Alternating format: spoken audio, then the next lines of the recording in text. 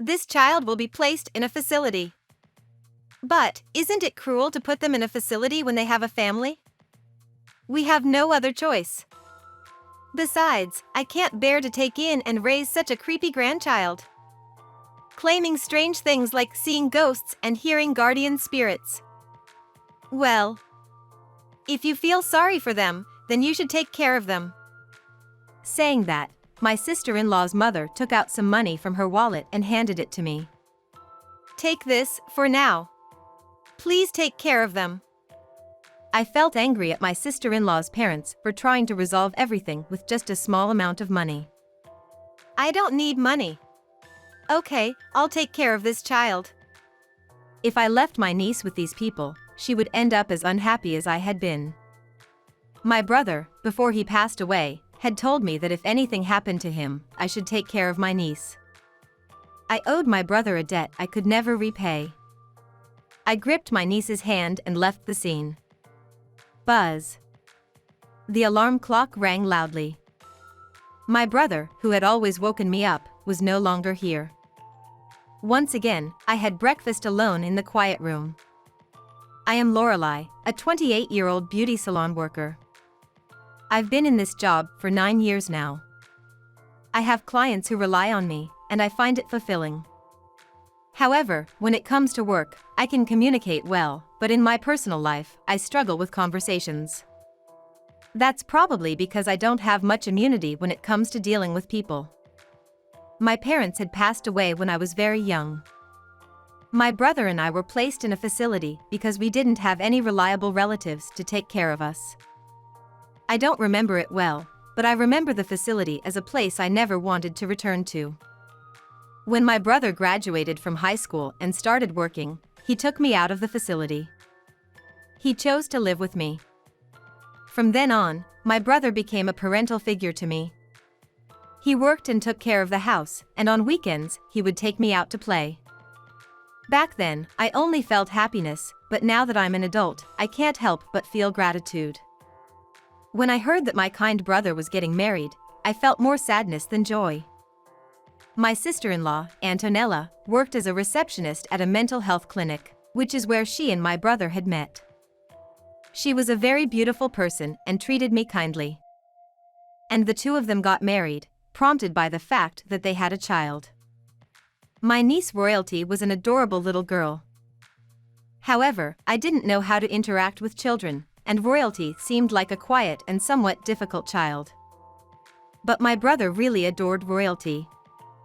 One day, my brother taught me something about her. Hey, doesn't Royalty seem a bit difficult to approach? Well, yeah. But I think I'm making Royalty feel awkward because I'm not good at conversing. It seems like she's somewhat of an outcast at school, not many friends. Oh, really? Maybe she's more mature than her classmates? That could be, but Royalty has a strange power. What do you mean? She seems to see spirits or something. She predicts things that happen to me. Oh, really? Aren't you surprised? Even if someone told you they could see guardian spirits, wouldn't you be scared? Not really. It's just Royalty's unique personality, isn't it? Maybe you and Royalty can understand each other, Lorelei. You two have something in common somehow. Well, we do share some blood. If anything happens to me, I'm counting on you to take care of Royalty. Don't say such ominous things. My brother smiled at me happily. I continued to live my ordinary life as usual. During that time, my brother suddenly came to my house. He had felt dizzy on the way home from work and happened to be close to my place. Here's some water. Feeling better now? Thanks. I've been having a lot of health issues lately. Oh, are you okay? I can't sleep and I'm always tired. I don't know what's wrong. Is work keeping you busy? Not really. I've actually been able to leave work on time lately. I see. Have you considered going to the hospital? Antonella might know a good one, given her job. Oh, yeah, maybe I should. If you're worried about going alone, I can come with you. Since when did you start taking care of me like this? Haha. My brother laughed, but he seemed really tired. That night, my brother contacted me. It seemed that he had an appointment at the clinic where Antonella worked tomorrow. If it's Antonella's hospital, I'll feel relieved. The next day, my brother went for the appointment, got some sleeping pills, and decided to see how things would go for now. He mentioned that he was hesitant about taking sleeping pills, but without sleep, his body wouldn't recover. I told my brother to make sure he attended follow-up appointments and took his medication properly. A few days later, my brother was found dead in the bathtub. That day, my sister-in-law had been at a late-night gathering, and my niece had stayed over at my in-laws' place. My brother was alone at home. Did he take sleeping pills as usual? With the influence of alcohol, it seems he fell into a deep sleep in the bathtub. The police found no suspicious circumstances and concluded it as an accidental death. He should have been avoiding alcohol after starting to take sleeping pills. I had some doubts, but maybe my brother just wanted to have a quiet drink on a day when his family wasn't around.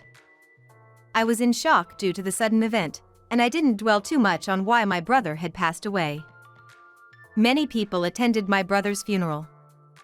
I realized that my brother had many friends and companions I didn't even know about. As I pondered on these thoughts, my niece, whom my brother adored, stood in front of his portrait, looking dazed. For a young girl in elementary school to lose her father, it felt like I was seeing my past self, and my heart ached. I gently spoke to my niece. "Royalty, how about getting some juice over there?" She nodded slightly. While drinking her juice, she stared at my face intently. "What's wrong? Come on, have some snacks too." "I wonder if you'll believe me, Lorelai. I saw something." "Huh? What did you see?" "Daddy was giving Mommy and that doctor a really angry look." "What do you mean? You saw Daddy?" "Yeah, Daddy was there until just now." It didn't seem like my niece was lying. I remembered what my brother had said. It seems like she sees spirits or something. She predicts things that happen to me. She really could see them. "I see. But what did he come here for?" Just then, my sister-in-law arrived. "I was looking for Royalty. I was wondering where she went."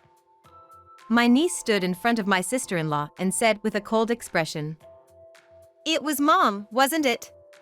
"That's what Daddy said." "Huh, what? She did what?" "You did something bad to Daddy." "Royalty, what are you saying?" "Stop it, I didn't do anything. Daddy came to see Mom just now. Because of you." My sister-in-law's face turned pale rapidly. So, my sister-in-law did something to my brother. I hadn't even considered such a thing. Then my sister-in-law disappeared as if she were fleeing. Even after the funeral, she didn't come back. "Royalty, where did Mommy go, leaving you like this?" "I don't think Mommy is coming back." "What? No mother would just disappear, leaving her daughter behind. Mommy hates me. I'm in her way." My niece said it with a nonchalant expression. What kind of mother would disappear, leaving her child behind? No matter how many times I called my sister-in-law's phone, she didn't answer. So, I asked my sister-in-law's parents, who had attended the funeral. We can't reach Antonella. Do you know where she is?" "She sent me a message earlier saying, take care of her. It's quite inconvenient, you know, to suddenly have to take care of a child." "She sent you a message? That's good. Please, can you help?" "But in reality, we're elderly, and it's going to be expensive." "Impossible? She's your grandchild. We've decided to place this child in a facility." "But, isn't it cruel to put her in a facility when she has family?" "We have no other choice. Besides, we don't want a creepy grandchild." She's been claiming to see spirits and hear guardian spirits for a while now, and it's unsettling. Well, if you feel sorry for her, then you should take care of her."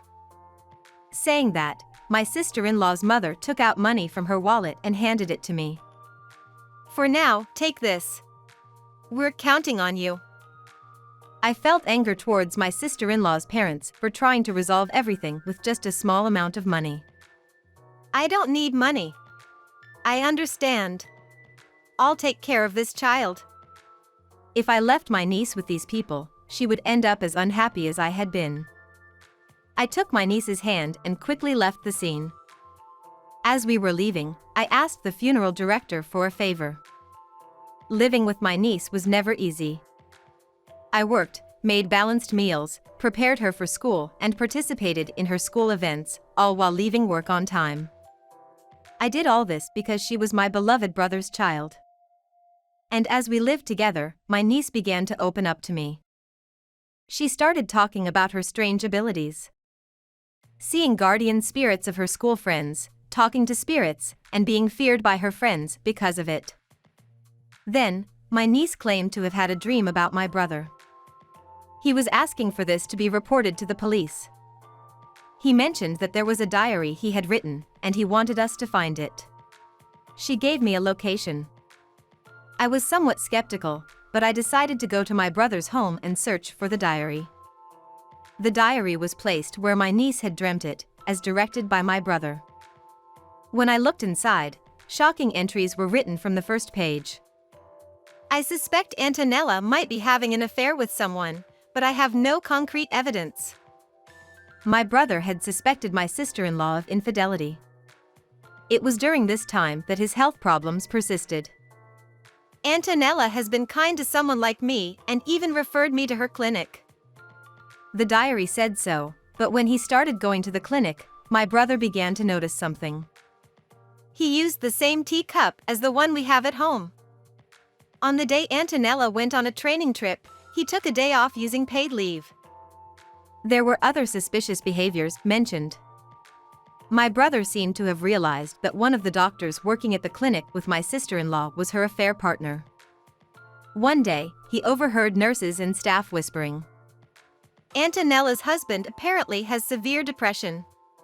He got prescribed strong medication," the staff was saying. It seemed like that was the first time my brother learned he had depression. "I wasn't diagnosed with depression by that doctor, and I haven't been taking any strong medication. Could it be that my sudden health problems are because of that doctor and Antonella?" Perhaps my healthy brother was secretly made to take antidepressants by my sister-in-law. Maybe the side effects of taking them was causing his health issues. My brother had already investigated most of these details. But right at that moment, he passed away. Of course, he didn't write that he was being done in, so the truth remained unclear. Regardless, I need to meet my sister-in-law. I decided to wait for the doctor, her affair partner, to come out of the clinic and tail him. After a few days of tailing, the doctor entered an old apartment separate from his home. It seems like this is where my sister-in-law lives. I tracked down the doctor and my sister-in-law's secret residence. And I've confirmed that my sister-in-law is currently home. Ding dong. I knew she wouldn't answer. Probably pretending not to be home. "Antonella, please open up. It's Lorelei." There's no response, but she's definitely inside. "I know you're in there. Is it okay if I raise my voice here?" Click. "Come inside."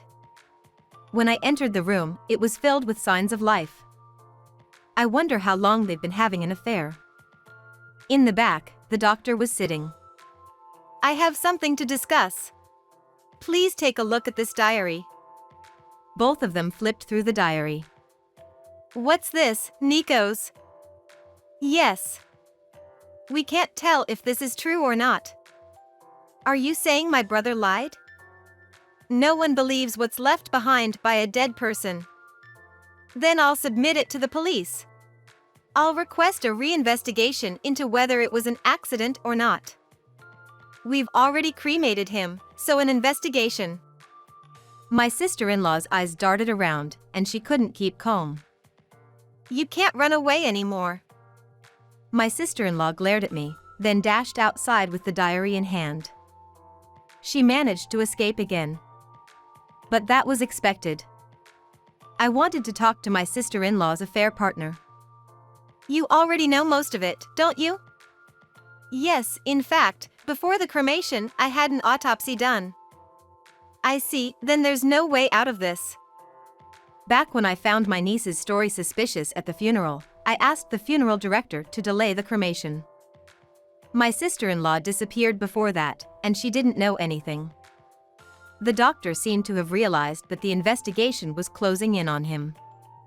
The doctor and my sister-in-law were having an affair, and they frequently spent time together in this secret residence. My sister-in-law never had any affection for my brother, and it seemed she didn't care much for my niece either. Family didn't seem to matter to her. I discovered that my sister-in-law had taken out a substantial life insurance policy on my brother. And the doctor also didn't have a good relationship with his family. At first, the relationship with my sister-in-law, who was his emotional support, gradually became manipulated for his advantage as a doctor. The doctor prescribed strong antidepressants at my sister-in-law's request. And my sister-in-law secretly gave those strong antidepressants to my once healthy brother without his knowledge. That's what caused his deteriorating health and sleeplessness. When my brother started visiting the clinic, unrelated medications were given, and appropriate treatment was not provided. The doctor confessed everything and promised to speak to the police. But crucially, my sister-in-law disappeared and was missing. When I got home, I told my niece what had happened today. I'm sorry, Royalty. Mama has run away again.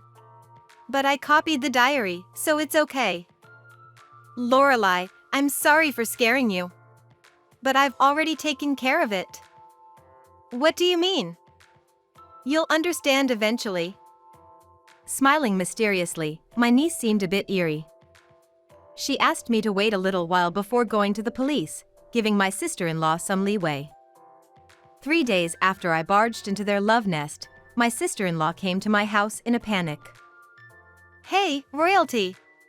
You're here, right? Open up! Click. What's going on so early in the morning? What's going on? Plenty. My niece was also woken up by the shouting. I was worried sick about you, Royalty. Since that day, I've had sleep paralysis and witnessed paranormal phenomena at night. Huh, paranormal phenomena? Royalty, if you can see spirits, do something about it. Make the spirits go away. Mom, you don't believe in spirits, do you? I believe. Because Papa comes out, and strange things keep happening. You didn't believe in me and found me creepy. I wasn't needed, right? That's not true. Mom was just a little scared of you.